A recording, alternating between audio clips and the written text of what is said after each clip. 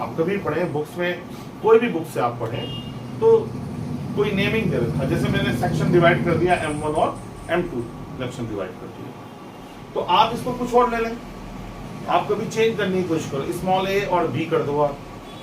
मैंने देखा है बहुत सारे बच्चे का, तकरीबन काफी टाइम पढ़ाते हो गया, तो मैंने देखा है हम जब कॉपियां चेक करते हैं देखते हैं तो बच्चे क्या करते हैं कि जो बुक में रटा हुआ है एनसीईआरटी की बुक्स में है M1 M2 या जिस बुक से उन्होंने पढ़ा है तो उनके दिमाग में वो छप जाता है, वो इमेज बन जाती है।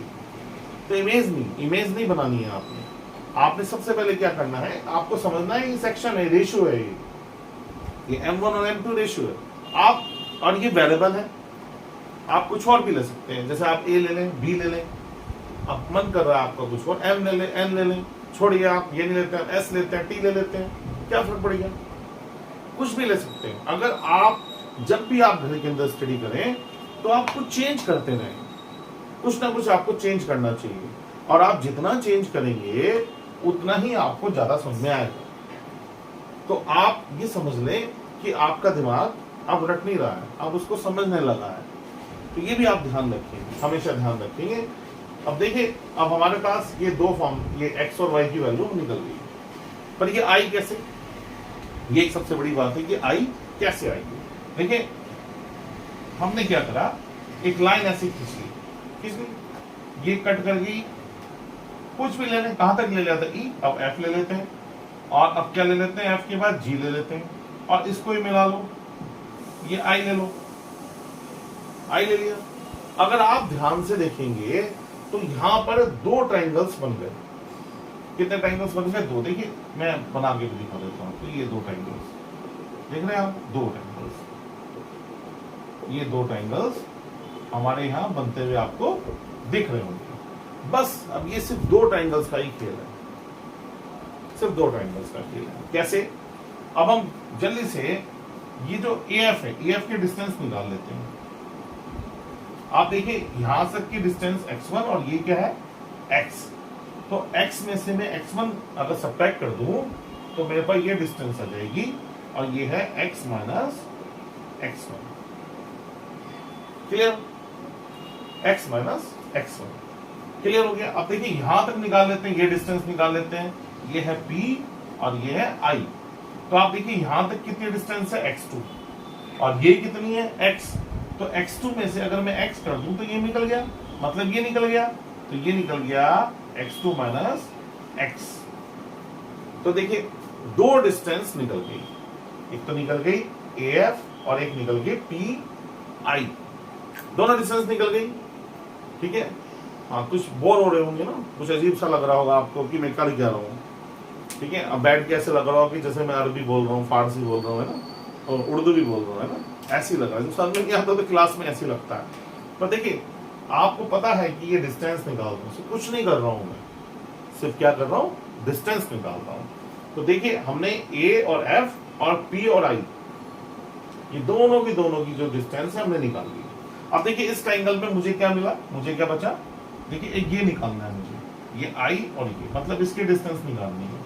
तो आप देखिए यहां से इस जगह पे, इस पॉइंट तक डिस्टेंस है मेरी y, और इससे यहां तक की डिस्टेंस है y1, तो y में से y1 अगर मैं सब्ट्रैक्ट कर दूं तो मेरे पास क्या आ जाएगा, y माइनस y1, ये मेरी जो डिस्टेंस है ये निकल करके आ गई। और ये कितनी डिस्टेंस है, ये इतनी डिस्टेंस है बस।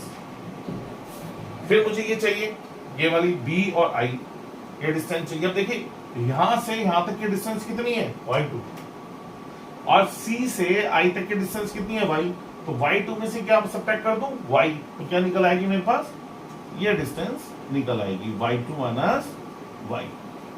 बताइए क्लियर हो गया ना, वेरी गुड, एक्सीलेंट। तो देखिए इस तरीके से अगर आप देखेंगे तो ये हमारे पास डिस्टेंस आ गई। अब आप ध्यान से देखें दोनों ट्राइंगल्स, कौन कौन से ट्राइंगल्स हैं जरा बताएं, बताइए कौन से, इन ट्राइंगल्स AFP, वेरी गुड। और ट्राइंगल्स कौन सा है दूसरा, PBI, क्लियर, ये है PIB, ध्यान से देखना आप दोनों ट्राइंगल्स को। तो देखो दोनों ट्राइंगल्स में देखें, एक तो ये 90 डिग्री है ओके, और एक ये जो एंगल है ये वाला, ये इसके दो क्या है, इक्वल है। क्यों है इक्वल? Corresponding angle. क्यों इक्वल है भाई? कॉरस्पॉन्डिंग एंगल, क्योंकि ये दोनों लाइन इसके पैरेलल नहीं है ना। गुड। तो ये वाला एंगल ध्यान से देखिए, ये वाला एंगल, देखो कॉरस्पॉन्डिंग एंगल क्या होता है बच्चों को जानकारी नहीं होती, और फिर जब टीचर्स बताते हैं उनको तो पता नहीं चल पाता। देखिए कोई भी पैरेलल लाइन है और एक अंदर और एक बाहर, देखिए वन साइडेड, तो ये कौन सा एंगल हो गए? Corresponding angle. और ये दोनों एंगल क्या होते हैं? इक्वल होते हैं। ठीक है, आपने प्रीवियस क्लासेस में आपने पढ़ा होगा, आपने ट्रायंगल्स पढ़ा होगा, तो ये सब चीजें वहां बताई गई बिल्कुल। तो ये दोनों के दोनों एंगल्स इक्वल हो जाएंगे। ऐसे ये वाला एंगल, एंगल ए इक्वल किसके हो जाएगा? पी के। वाई? Corresponding angle. और ये 90 है, ये भी 90 है। Very good. तो आपने ट्रायंगल्स चैप्टर्स आपने देखा होगा, पढ़ा होगा ट्रायंगल्स। तो ट्रायंगल्स के अंदर अगर दो एंगल्स इक्वल हो जाते हैं किसी भी ट्रायंगल्स के, देखिए अलग से निकाल देते हैं, अलग से निकाल लें, ये निकाल देते हैं अलग से, ए एफ और पी, ये भी निकाल लेते हैं अलग से, बी आई और पी। क्लियर? कौन सा एंगल इक्वल है जरा बताएं? ये वाला एंगल किसके इक्वल है? इसकी। क्यों? Corresponding angle. Very good, nice. ये वाला एंगल इसकी क्यों? 90 डिग्री ईच। जब दोनों के दोनों एंगल इक्वल हो गए तो दोनों ट्रायंगल्स क्या हो गए? सिमिलर हो गए। दोनों ट्रायंगल्स क्या हो गए? सिमिलर। आप लिखना चाहे लिख सकते हैं, तो दोनों ट्रायंगल सिमिलर हो गए। अब जब दोनों ट्रायंगल अगर सिमिलर हो जाते हैं, कोई भी ट्रायंगल सिमिलर हो जाते हैं, तो ये प्रॉपर्टी होती है ट्रायंगल्स की कि उनका साइड का जो रेशियो है वो आपस में क्या हो जाता है? इक्वल। तो यहां पर क्या मिला हमें दोनों ट्रायंगल को सिमिलर करके? भाई हम कोई चीज कर रहे हैं तो क्यों कर रहे हैं भाई? किस लिए कर रहे हैं बताइए? हम इसलिए कर रहे हैं क्योंकि हमें दोनों के दोनों जो ट्रायंगल्स हैं अगर सिमिलर आ गए और हमने सिमिलर कर दिए तो हमें एक बेनिफिट मिल जाएगा। अब वो बेनिफिट्स ये होगा कि साइड का जो रेशियो है वो आपस में इक्वल हो जाएगा। तो देखिए साइड का रेशियो हमें क्या मिल गया? आपस में इक्वल मिल गया। क्लियर? चलिए तो देखिए क्या होगा फिर, आप देखिए रेशियो, तो साइड कौन सी? AP upon PV equal to AF, AF upon किसके हो गया? पीआई की, इक्वल टू पीएफ और बीआईपी। क्यों? Property of similar triangle. Yes, side के रेशियो तभी इक्वल हो सकते हैं जब कोई दो ट्रायंगल्स क्या हो? सिमिलर हो। गुड। तो देखिए अब देखिए एपी बताइए, एपी क्या है जरा बताइए? एपी क्या है? हमने क्या माना था? एपी M1, तो यहां लिख दीजिएगा M1। चलो पीबी क्या माना था हमने? ये M2, तो यहां लिख दीजिएगा M2। ओके, अब देखिए AF क्या? AF है ये, तो इसको लिख दीजिएगा x minus x1 upon PI क्या है? x2 minus x। Clear? PF क्या है? PF देखिए P और ये हमारा